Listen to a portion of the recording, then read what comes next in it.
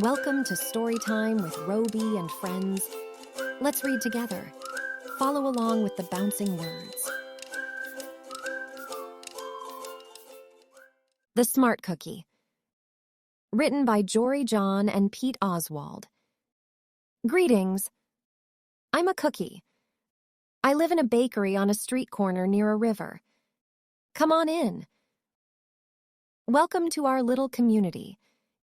It's a warm and supportive place to spend some time. Pretty fantastic, eh?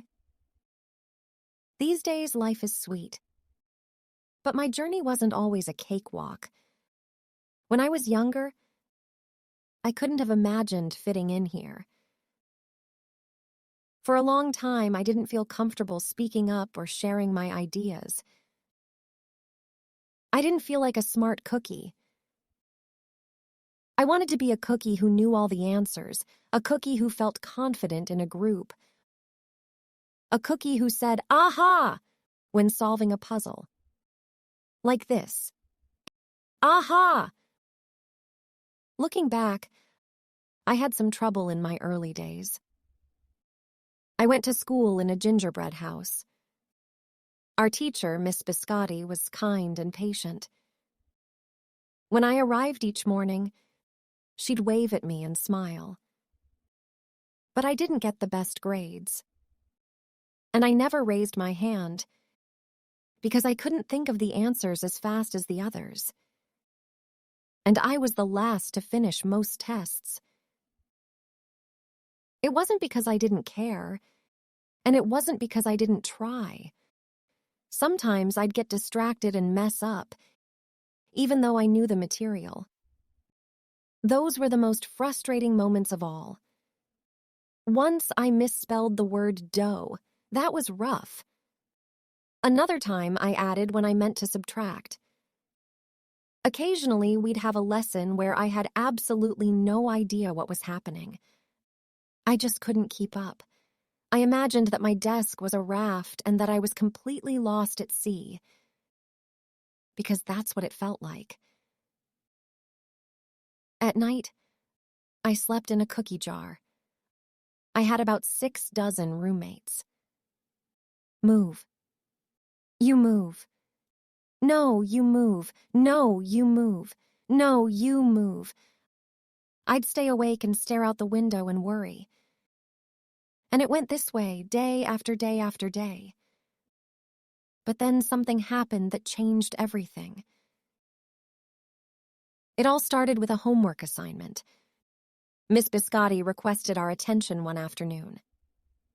"Tonight, I would like you to create something completely original," she announced. "It can be anything you want. Please bring it to class tomorrow." That was it. There were no further instructions. Miss Biscotti winked at me as I gathered my belongings. I felt like I had 1,000,000 butterflies in my stomach. Create anything? Something original? Due tomorrow? Gulp. When I got home, I immediately went to work. At first, I tried a cooking project. The results were half-baked. Next, I tried to hammer and nail something. It splintered immediately. Then I tried making a sculpture. It was a complete bust.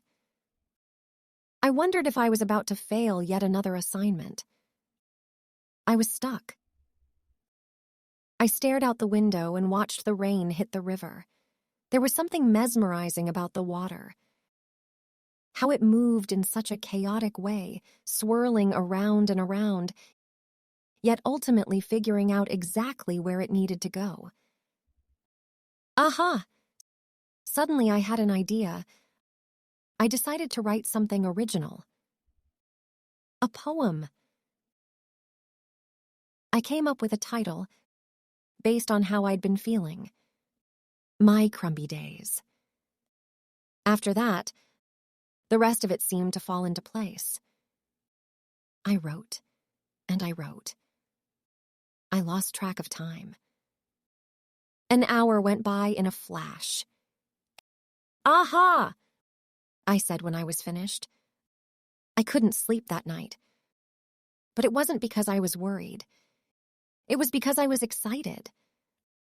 I felt like I had really accomplished something. I felt smart. The following day, Miss Biscotti asked for volunteers to share what we'd created. One kid showed off his original frosting art. Another kid revealed her sprinkle distribution machine.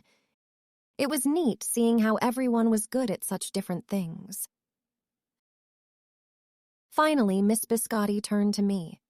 "Would you like to share anything?" she asked. "Gulp!" I gulped. I thought I'd probably crumble under the pressure. But I made my way to the front of the classroom. I noticed my hands were shaking. My mouth went dry.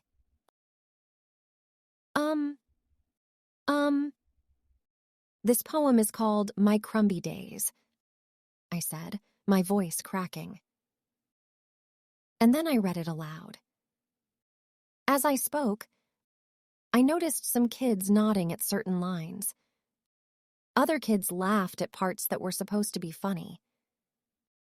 As I built toward the finale, I felt myself becoming more confident and animated. And in the end, everybody clapped and cheered. I promise you this, I'll never, ever forget it. Miss Biscotti was beaming. "No one but you could have written that poem," she said. "It was completely original." Aha! I had done it. I'd created something and shared it with the world. Well, my world, at least. The rest of the day was a blur. By recess, I was already planning my next poem. I would call it My Sweet Morning. Aha! I thought when I came up with the title. Later that afternoon, Miss Biscotti handed me a note. It said that I should keep on writing, no matter what. That meant so much to me. School was a bit different after that. I wasn't so scared to raise my hand or ask a question or share my work. Sure, some things still don't come as easily for me as they do for others. But now I know that you can be smart in many different ways. You don't have to have the answers to every question or suddenly be great at everything all at once. You just need a chance to try all kinds of things, to find out who you are and what you like to do. As for me, I learned that I can write and I can think up great ideas. And I found plenty of other things I'm good at too. I no longer feel lost at sea. It's more like floating down a river. And the best part is, there's always more to learn. Because we're all smart cookies. Thank you for reading with us. We can't wait until we read together again.